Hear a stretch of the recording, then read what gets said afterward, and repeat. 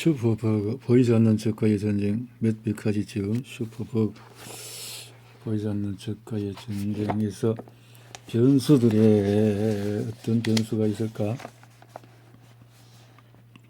월시가 나는 며칠 후에 다시 만났다. 내가 달바 임상시험 계획서에 개요를 보여주려고 준비하는 동안에 그는 상황을 조망할 짜음을 주었다. 들떠있는 것 같군. 그가 내가 갖고 있던 세펜과 공책을 가리키며 말했다. 그와 마주 앉은 나는 야구 경기 전에 새로운 상대를 가늠해보면서 자신에 대한 의심을 떨치기 위해 최선을 다하는 듯한 기분이 들었다. 들뜬 것도 맞지만은 긴장도 됐다. 나는 고개를 끄덕였지만은 들떠 보이지는 않으리라는 것을 알았다. 월시가 내 어깨에 손을 얹었다. 그리고 진지한 표정으로 말했다. 맷, 우리는 연민과 과학 이 두 가지를 갖고 환자를 대해 만약 우리가 제대로 준비하지 않으면 시작도 해보기 전에 IRB가 이 임상시험을 중지시킬 거야. 나는 여러 날 밤늦게까지 달바를 과학적으로 검토하면서 그의 효능을 확신하게 되었다. 임상시험이 늦춰지는 걸 바라지 않았다. 나는 탁자 맞은편으로 연구 계획서를 밀며 물었다. 어떤 것 같아요? 월시는 계획서를 들고 컴퓨터 쪽으로 가서 음악을 틀었다. 비발디의 사계가 연구실 안을 가득 채웠다. 한번 볼까? 하고 그가 말했다. 나는 그의 성인이 떨어지기를 간절히 바랐고 그는 그 사실을 알고 있었다. 몇 분 후에 그는 자리에서 일어나 책장으로 걸어갔다. 방금 생각난 게 있어. 이것이 도움이 될지 모르겠군. 그는 책 한 권을 골라 가져왔다. 월시의 즉흥적인 생각들은 다른 사람들이 그 생각을 따라잡은 몇 년 뒤에야 의료원칙이 되고는 했지만 더는 그런 지연이 용납될 수가 없었다. 매주 우리는 이전에 치료 가능했던 감염으로 죽어가는 환자들을 목격하고 있었고 이 연구계획서는 그런 상황의 심각성을 전달할 기회였다. 이해가 잘 돼요? 라고 내가 물었다. IRB는 연구자나 연구 대상이 없이 소집되므로 내가 직접 연구의 근거를 설명하거나 질문에 대답할 수 없었다. 슈퍼버그가 무엇인지조차 모르는 심의위원도 있을 텐데 달바라는 약에 대해 들어본 사람은 있을지 의문스러웠다. 그렇지만은 서두르거나 부주의해 보이지 않으면서 임상시험의 긴박함을 설명해야 했다. 킨스에서 온 겁먹은 정비공 잭슨의 병실에 있을 때의 기분을 담아낼 필요가 있었다. 가능한 간단히 설명하려고 노력했습니다. 월시가 다시 계획을 읽었다. 나의 첫 번째 목표는 연구의 주평가 항목, 즉 변이를 결정하는 것이었다. 슈퍼버그와 달바, 신약 개발에 관한 정보를 간추려 제시한 후에 우리 연구는 무엇을 측정하려고 하는가? 라는 아주 간단한 질문에 답할 필요가 있었다. 병원 치료 시간을 평가 변수로 내세운 게 이상할 수도 있지만은 그건 제 의견대로 가시죠. 나는 이상하리라는 걸 인정하면서도 그렇게 제안했다. 1983년 메디케어, 미국의 공공의료보장제도에서 도입한 입원비 지급 체계는 의료센터의 운영 방식을 바로 바꿔 놓았다. 병원은 환자 치료에 드는 비용을 그대로 변제받는 대신에 포괄수에 따라서 미리 책정된 환자당 일정액의 진료비를 받게 되었다.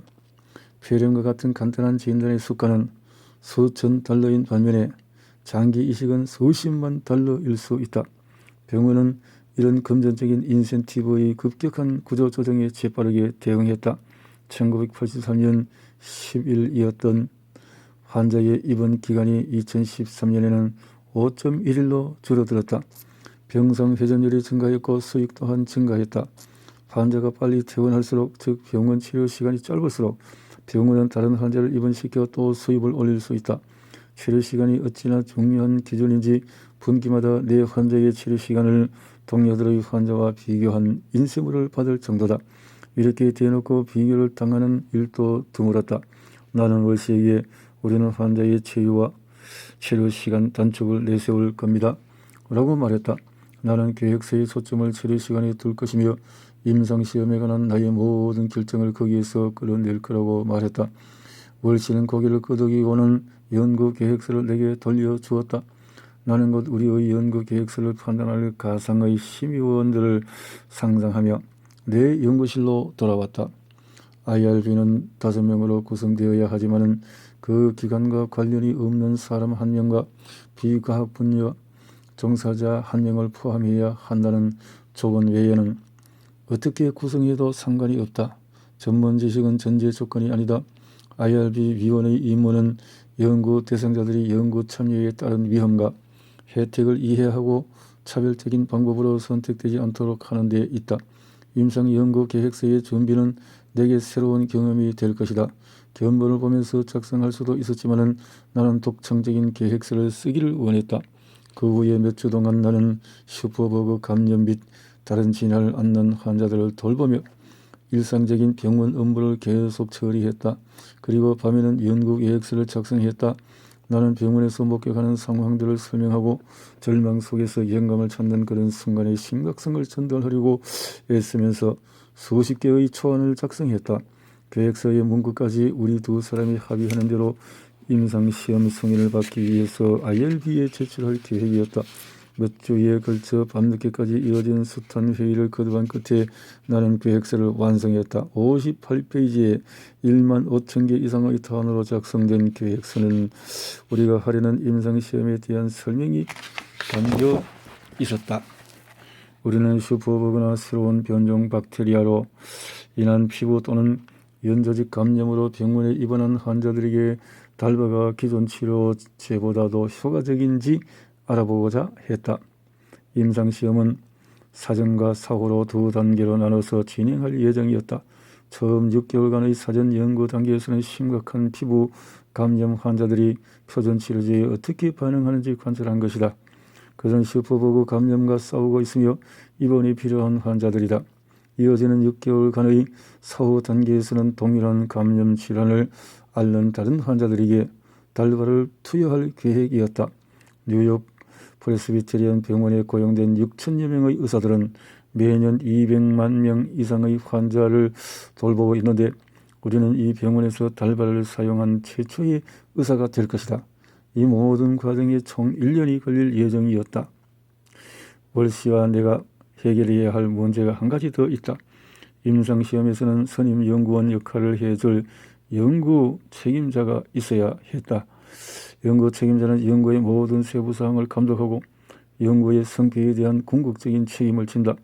월씨는 내가 연구 책임자를 맡아야 하며 자신은 내 부관 역할을 해주겠다고 제안했다. 우리는 악수로 각자의 역할을 공식화했고 나는 IBR의 연구 계획서를 제출했다. 책임자는 내가 되었다. 그리고 그때부터 문제가 시작되었다. 문제가 시작이 되었다. 임상시험의 지연. 나는 서류 몇 장을 들고 월씨의 연구실로 들어갔다. 마음속으로는 이건 말도 안 되라고 외치고 있었다. 나는 그의 책상에 서류를 내려놓았다. IRB는 임상시험을 승인하지 않았다. 보리랍니다. 내가 덧붙였다. 이게 대체 무슨 뜻이죠? 임상시험을 미루라니요? 언제까지? IRB는 연구계획서의 크고 작은 문제들을 지적한 4쪽짜리 서류를 내게 보내왔다. 나는 답답한 마음을 억눌러 보려고 했지만 그것은 불가능했다. 보류된 게 아니라 거절당한 거나 마찬가지였다. 나는 서류를 본 뒤에 내 계획서에 영감을 주었던 헨리 비처와 그가 어떻게 전 세대의 극악무도한 연구자들에 대해 폭로했는지 생각하지 않을 수 없었다. 나는 맹점을 지녔던 의사들과 똑같았다. 아니, 그들보다 못했다. 인정하기 부끄러운 얘기지만 화가 나면서도 속으로는 창피했다. 월씨는 연구 계획서쯤 쉽게 작성할 수 있었음에도 내게 기회를 주었는데 그걸 내가 망쳐버렸기 때문에 나는 서류를 들고 소리내어 읽었다. 메카시 박사 귀하. 이 편지를 받은 날부터 60일 이내에 아래의 문제들에 답변해 주시기 바랍니다.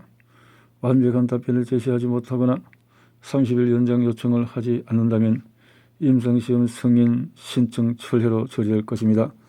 심의 결과 보류. 지적사항 3번을 보세요 라고 내가 말했다. 위험 수준 항목에서 위험 수준을 변경해 주십시오 라고 적힌 거요.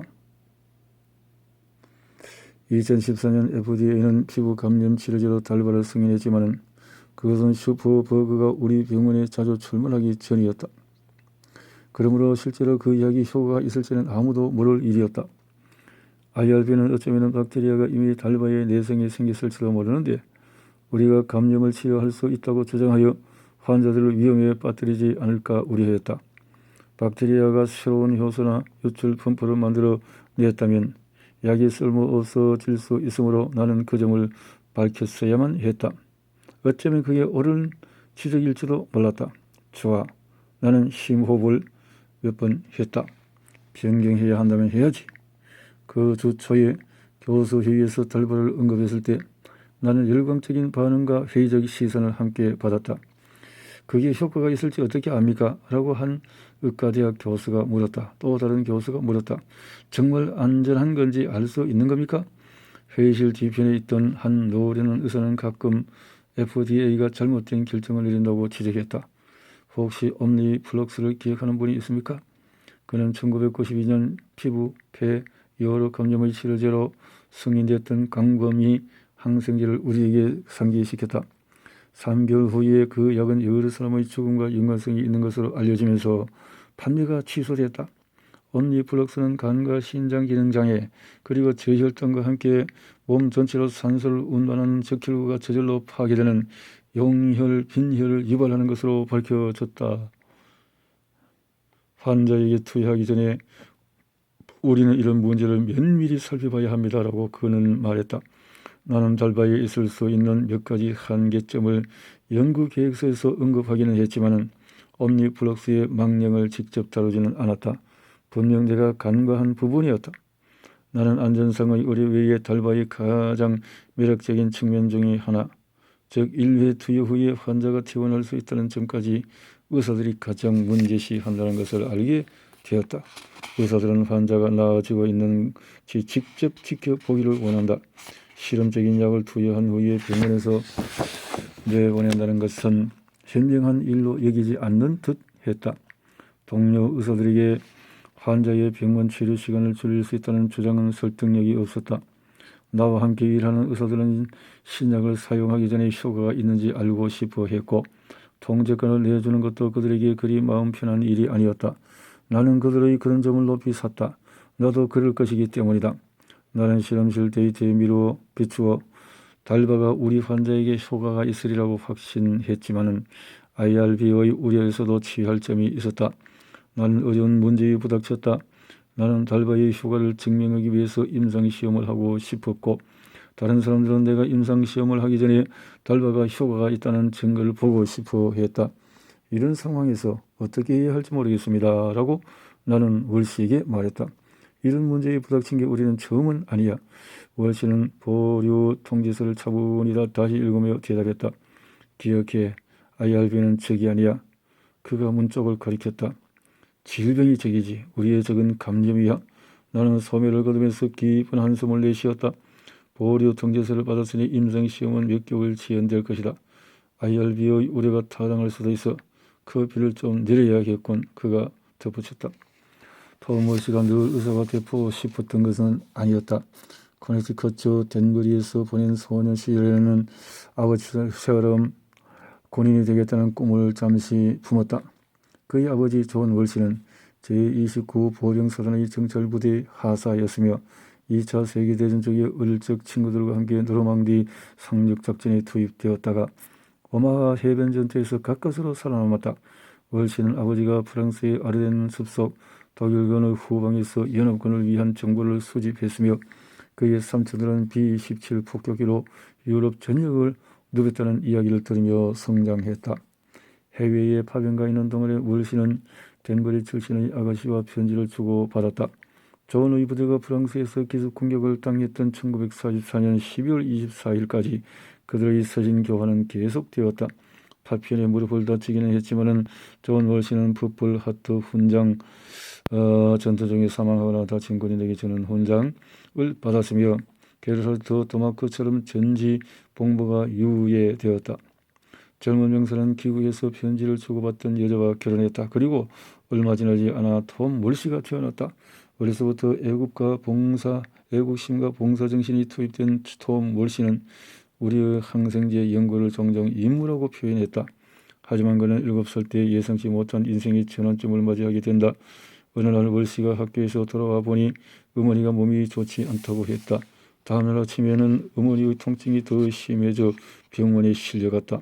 그의 어머니는 공격적인 위암종 진환 진단을 받았고 1년 뒤에 33세의 나이로 사망했다.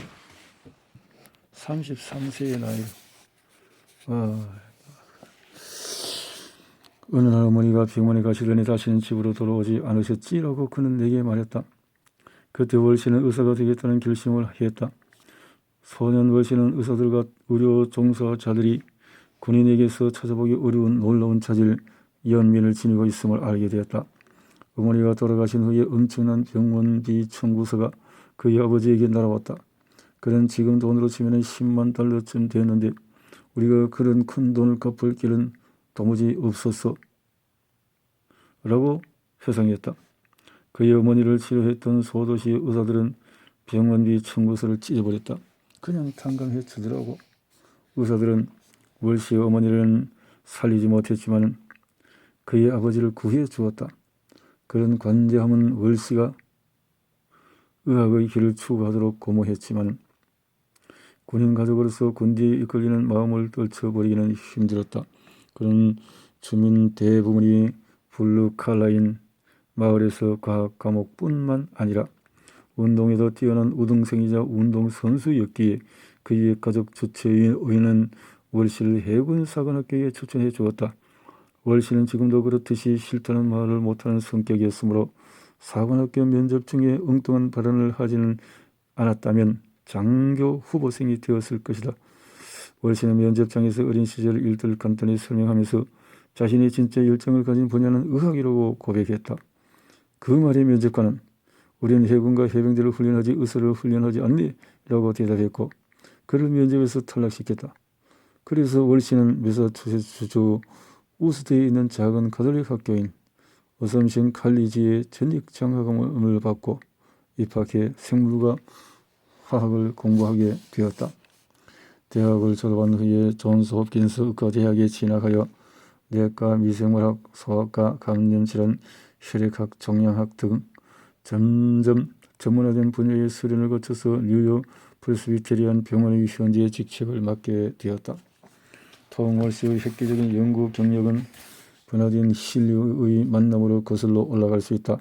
두 사람은 월시가 암치료법 발견에 몰두했던 의대생이었을 때 만났다. 글쓰기에도 재능을 가진 그녀는 당시 후한 연구 지원을 받고 있는 심장학 분야의 떠오르는 스타였다. 그들은 심장효모 감염이라는 희소 질병을 앓고 있는 환자를 함께 돌봤다. 공식 진단명인 칸디다 심내막염인 이 질병은 두 사람을 당황스럽게 만들었다. 이 곰팡이 감염의 원인을 정확히 지목하기가 어려웠고 치료하기는 훨씬 더 힘들었기 때문이다. 어느 날 저녁 회전을 끝낸 후 슐리는 월시에게 자신의 실험실에 일해달라고 부탁했다. 그 자리에서 월시는 연구가 자신의 소명임을 깨달았다. 훗날 그녀는 최초의 여성 국립보건 원장이 되었고 월시는 의사들의 감염치료 방식을 바꿔놓는 연구자가 되었다. 그동안에 월시에게는 두 아이가 생겼다. 그의 연구실 여기저기에는 자녀들의 그림이 걸려 있다. 요즘 그는 늦은 밤까지 집에도 가지 않고 혼자 연구실에서 원고를 쓰거나 연구비 지원서를 작성한다. 평소에 그는 동트기 전에 이스트 강을 따라 조깅을 하고 나는 밤사이에 그에게서 온 문자 메시지를 확인하면서 아침을 시작한다. 새로운 에라 바사이클린 임상시험 확인해봐 같은 문자가 와 있다고는 한다. 읽고는 한다. 그에게 이런 말을 한 적은 없지만 그것은 나의 하루 중에서 가장 중요한 순간의 하나다. 플레밍이나 토마크처럼 월시는 군대 용어를 자주 쓴다. 그는 전술작전 군단의 가치관 적이라는 단어를 일상적으로 사용하며 약속 시각도 군대식으로 말한다. 항생제에 대한 대화를 나누었다가 또 2차 세계대전 당시 조지 패튼 장군의 전체적인 전술에 관한 부분으로 분석으로 빠지기 일쑤다. 도표와 참고 문헌까지 곁들여서 말이다. 우리가 함께 일했던 초반에는 그가 지휘관, 내가 부관 같았다. 그는 명령을 내렸고 나는 그 명령에 따랐다. 이제 그는 우리가 한 팀이라고 말하기를 좋아하지만 나는 누가 대장인지 알고 있다. 월시는 호화로운 집에 살지도 않고 비싼 차를 타지도 않는다. 그는 검소하고 엄격한 생활을 하며 끊임없이 움직인다. 그는 인간관계에 가치를 두며 그가 말을 걸어줄 때 젊은 의사들은 영감을 얻는다. 월시는 그의 휴대전화 번호를 묻는 사람에게 누구에게나 알려준다. 그리고 늘 연구실을 개방해 두기 때문에 그의 지휘를 구하는 의사들에게 의해 우리 회의가 끊임없이 방해받고는 한다. 한 가지 생각을 정리할 짜움도 없이 전화나 이메일 놓고 소리로 방해받는 그가 함께 있으면 짜증스럽기도 하지만 그런 그에게 매료되기도 한다. 그의 책상 위에는 의학 및 군대식 사고방식이 통합된 우리는 방어력이 없는 이들을 방어해 준다라는 문구가 적힌 작은 쪽지가 메모와 영수증, 비행 일정표, 더미 옆에 놓여 있다. 그것은 이질적인 여러 프로젝트와 책무를 통합시켜주는 그의 행동 원칙으로 베르하르트 도마크가 1차 세계대전 후에 수립했던 생명의 보존에 이바지하는 것은 모두 선이며 생명을 파괴하는 것은 모두 악이다라는 신조를 내게 상기시킨다. 월시와 함께 일했던 처음 몇 년 동안 나도 나 자신의 만트라나 격언을 찾아보려 했지만 적당한 것을 찾지 못했다. 한 선배 의사가 바쁜 하루 중에 몇 분은 환자를 돌보는 일과 전혀 무관한 일을 하며 보내도 괜찮다는 것을 떠올려 주기 위해 개와의 산책이라는 문구가 적힌 핀을 준 적도 있지만은 내가 찾던 게 아니었다. 나는 개를 좋아하지도 않는다. 월시는 압박감 속에서도 침착하다. 나와 달리 대체로 그는 부정적인 피드백과 솔직한 비판도 긴 안목과 넓은 시각으로 받아들일 수 있다. 나는 도저히 그럴 수 없는 상황도 그는 툭툭 털어버릴 수 있다. 나는 경쟁의 짜릿함과 즉시성이 끌리는 천생 야구 선수라서 미지의 상황을 받아들이기 어렵다. 그래서 보류 통보를 받고 힘들었다. 월시가 애매모호한 상황으로 볼 때 나는 승인 아니면 기각, 승리 아니면 패배의 단적인 상황으로 본다. 그는 임무를 위해서라면 자신의 이익도 제쳐두는 사람이다. 다시 말해서 내가 IRB로부터의 보류 통지서를 수용하게 해줄 이성적인 사람이었다. 월시는 커피 포트를 들고 와서 내 어깨에 팔을 두드리며 말했다. 그들의 우려 중 일부는 타당해. 다수가 어떤 게요? 나는 통지서를 다시 읽기 시작했다.